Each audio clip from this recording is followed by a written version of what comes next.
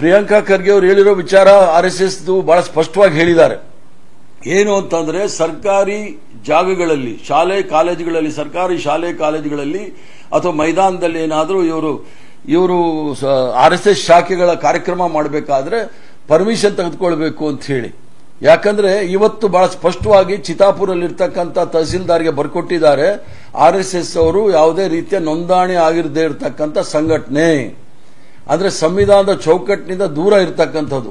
ನಾನು ಇವರಲ್ಲಿ ಕೇಳೋದಿಷ್ಟೇ, ಇವರು ರಾಷ್ಟ್ರಭಕ್ತರು ದೇಶಭಕ್ತರು ಅನ್ನೋ ಜನ ಮೊಟ್ಟ ಮೊದಲನೆಯದಾಗಿ ಇವರು 100 ವರ್ಷದ ಸಾಧನೆ ಏನು ಅಂತ ಹೇಳಿದ್ರೆ, ಮೊಟ್ಟ ಮೊದಲನೇ ಸಾಧನೆ ಏನು ಮಾಡಬೇಕಾಗಿದೆ ಅಂತ ಹೇಳಿದ್ರೆ, ದೇಶದಲ್ಲಿ ಮಹಾತ್ಮ ಗಾಂಧಿಯನ್ನು ಕೊಂದಂಥ ನಾಥುರಾಮ್ ಗೋಡ್ಸೆಯನ್ನ ಈ ದೇಶದ ಮೊದಲನೆಯ ಭಯೋತ್ಪಾದಕ ಅಂತ ಅವರು ಡಿಕ್ಲೇರ್ ಮಾಡಬೇಕಾಗತ್ತೆ.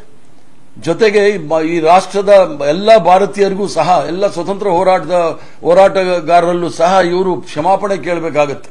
ಯಾಕಂತ ಹೇಳಿದ್ರೆ ಇವರು ಇವತ್ತಿಗೂ ಸಹ ಗೋಡ್ಸೆಯನ್ನ ಅವನು ಗಾಂಧಿಯನ್ನ ಕೊಂದವನು ಅಂತ ಹೇಳೋದಿಲ್ಲ, ಅವನು ಗಾಂಧಿ ಓದಾಗಿದೆ ಅಂತಾರೆ, ಮರ್ಡರ್ ಆಗಿಲ್ಲ ಅಂತ ಹೇಳ್ತಕ್ಕಂಥ ಜನ ಇವರು.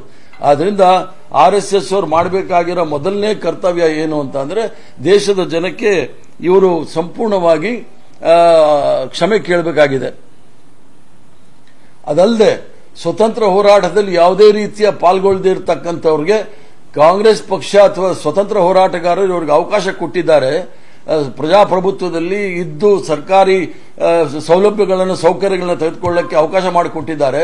ಅದಕ್ಕೋಸ್ಕರ ಸ್ವತಂತ್ರ ಹೋರಾಟದಲ್ಲಿ ಪಾಲ್ಗೊಳ್ಳದೇ ಇರೋದಕ್ಕೆ ಇವರು ಅಪಾಲಜಿ ಕೇಳಬೇಕಾಗುತ್ತೆ. ಮತ್ತೆ ಇವರು ಯಾಕೆ RSS ಅವರು ಈ ದೇಶದಲ್ಲಿ ನಡೆಸಲಿಕ್ಕೆ ಆಗೋದಿಲ್ಲ ಅಂತ ಹೇಳಿದ್ರೆ, ಬಹುತ್ವದ ವಿರುದ್ಧ ಇರತಕ್ಕಂಥವ್ರು. ನಾವು ಕಾಂಗ್ರೆಸ್ ಪಕ್ಷಕ್ಕೆ 140 ವರ್ಷ ಆಗಿದೆ. ಶ್ರೀಮಾನ್ ಮಲ್ಲಿಕಾರ್ಜುನ್ ಖರ್ಗೆ ಅವರು 61ನೇ ಕಾಂಗ್ರೆಸ್ ಪಕ್ಷದ ಅಧ್ಯಕ್ಷರು. ಇವರು 100 ವರ್ಷ ಆಗಿದೆ RSS ಅವರು.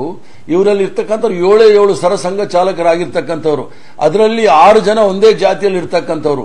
ಬಹುತ್ವದ ರಾಷ್ಟ್ರದಲ್ಲಿ ಕೇವಲ ಒಂದೇ ಜಾತಿ ಇದೆಲ್ಲ ಮಾಡ್ಲಿಕ್ಕೆ ಹೊರಟಿರ್ತಕ್ಕಂಥವ್ರು, ಒಂದು ರಾಷ್ಟ್ರ ಒಂದು ಜಾತಿ ಒಂದು ಧರ್ಮ ಮಾಡಕ್ಕೆ ಹೊರಟಿರ್ತಕ್ಕಂಥದ್ದು ಬಹುತ್ವದ ವಿರುದ್ಧವಾಗಿರ್ತಕ್ಕಂಥವ್ರು ಈ RSS ಅವರು ಅನ್ನೋದು ಬಹಳ ಸ್ಪಷ್ಟವಾಗಿ ಹೇಳಲಿಕ್ಕೆ ಇಚ್ಛೆ ಬೀಳ್ತಾನೆ.